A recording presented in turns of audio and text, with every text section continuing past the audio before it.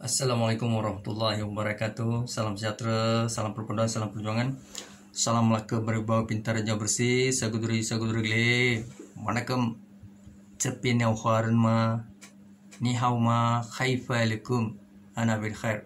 Marairan waran induran waman da iciaran tacau. Tuan-tuan dan puan, saya Muhammad Anwar Fahmi Haridas bin Abdullah selaku Presiden Pertubuhan Kebajikan Masyarakat Sivil Negeri Melaka tampil lestari merujuk kepada kesuburan demokrasi berparlimen. Kita bukan negara authoritarian, totalitarian, military, komunis maupun kuku besi. Ini negara merujuk kepada Perlembagaan Persatuan Artikel 5 to 19. Freedom of speech, really choose your own school of thought and wise out. Jadi saudara dan saudari, kita hari ini akan membincangkan, menyarankan dan seterusnya memberi pandangan kepada Yang Tuan-Agung Majlis Raya Raja Melayu, Perdana Menteri, Jemaah Menteri, Jabatan Agama Islam, JAKIM, Majlis Agama Islam Pusat Zakat seluruh Malaysia daripada Sabah Sarawak, Perlis sehingga Johor. Saudara, apa yang ingin saya sampaikan di sini adalah sekarang ini kita telah memasuki era disebut sebagai penjanaan pendapatan, generate income, ya, maknanya menjana pendapatan. Baik, saudara, tidak kira apa-apa institusi.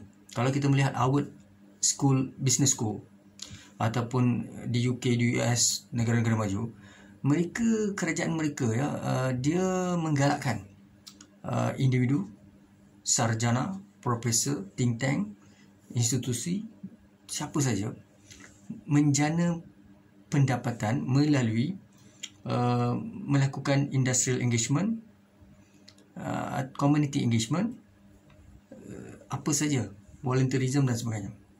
Apabila intellectual property, disebut intellectual property, bukan saja kita merujuk kepada prototype, innovation, trademark, design, ya, patent.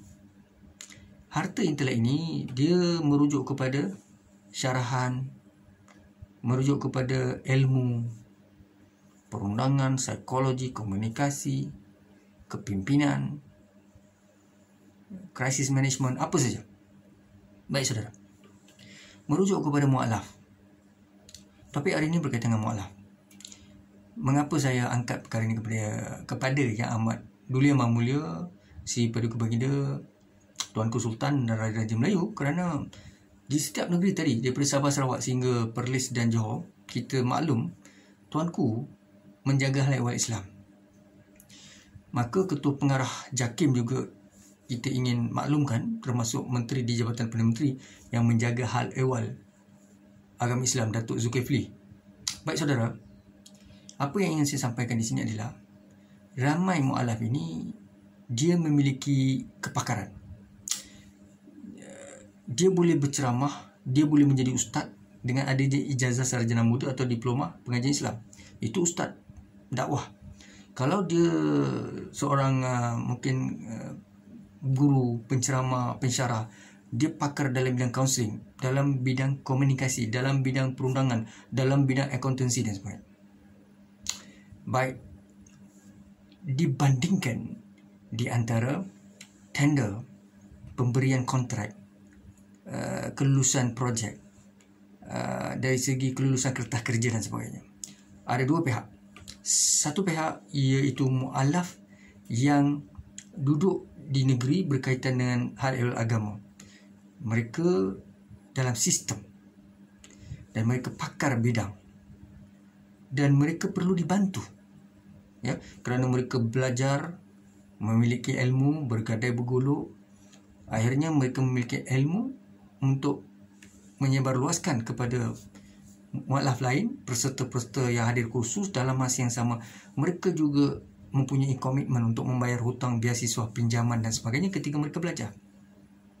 Jadi mengapa tidak idea ini, supaya keutamaannya itu tadi, Majlis Agama Islam, Pusat Zakat, Jabatan Agama Islam seluruh Malaysia. Saya tidak merujuk kepada negeri tertentu. Jangan mudah sangat kita membuat conclusion ataupun kesimpulan. Jadi saya merujuk kepada seluruh Malaysia kalaulah kita ada di kalangan mualaf, ramai mualaf-mualaf di Malaysia sekarang ini berilmu, mempunyai kelulusan, ada engineer, ada arkitek, ada profesor, ya, ada doktor, jadi macam-macam, ya tuan-tuan ni. Tuan-tuan lebih tahu siapa doktor, siapa profesor. Jadi tuan-tuan, saya nak sebut di sini, apabila mualaf yang berjaya, jangan kita tengok doktor, profesor saja, ada juga senior lecturers, pakar dalam bidang mungkin penyediaan makanan, produk IKS, dari segi syarahan, dari segi keagamaan, perundangan, kaunseling dan sebagainya. Jadi konsultan yang mereka miliki ini berdaftar dengan MOF dan juga mereka mempunyai disebut prosedur tata cara kewangan apabila mereka mahu contohnya mereka menghantar kertas kerja kepada satu pusat tanggungjawab atau ketua jabatan agama, majlis agama, pusat zakat maupun mana-mana agensi yang menjaga mualaf ni, sepatutnya bagi saya pun bersetuju dengan beberapa pihak khususnya ketua jabatan ini, mereka sangat lestari mendahulukan kepakaran. Di sini tidak perlu timbul hasad, dengki, iri hati, cemburu, tidak perlu, ya. Sebab bagi saya manusia tetap manusia, tidak kira dia mualaf atau bukan. Kalau orang awam boleh masuk tender, boleh masuk projek, boleh menjadi penceramah, boleh diberi modul, boleh membangunkan modul, boleh menganjurkan program camp motivasi, program komunikasi, program psikologi, kenapa tidak mualaf yang ada kepakaran ini diberi ruang dan peluang? Jadi kita tak bolehlah double standard. Jadi bagi saya, adakah saya merujuk sesiapa? Belum lagi. Cuma saya melontarkan idea ini. Walaupun saya tahu banyak pengalaman, tetapi dalam situasi sekarang dengan pemikiran positif, dengan visualization, dengan istiqamah, saya sangka baik kepada semua pihak. Jadi saya menyarankan kepada Yang Tuan Agong, Raja-Raja Melayu, kepada Ketua Pengarah JAKIM, Menteri di Jabatan Perdana Menteri Datuk Zulkifli dan semua mufti-mufti di seluruh Malaysia, dan juga pengarah-pengarah Jabatan Agama Islam seluruh Malaysia, dan juga siapa-siapa yang menjaga pusat amil ataupun Baitumal, pusat zakat, tolonglah terima pandangan dan timbang-timbangkan, ya. Tidaklah kita perlu membezakan di antara mualaf dan bukan mualaf. Jadi sebab itu saya juga melihat perkara ini adalah satu persaingan sihat.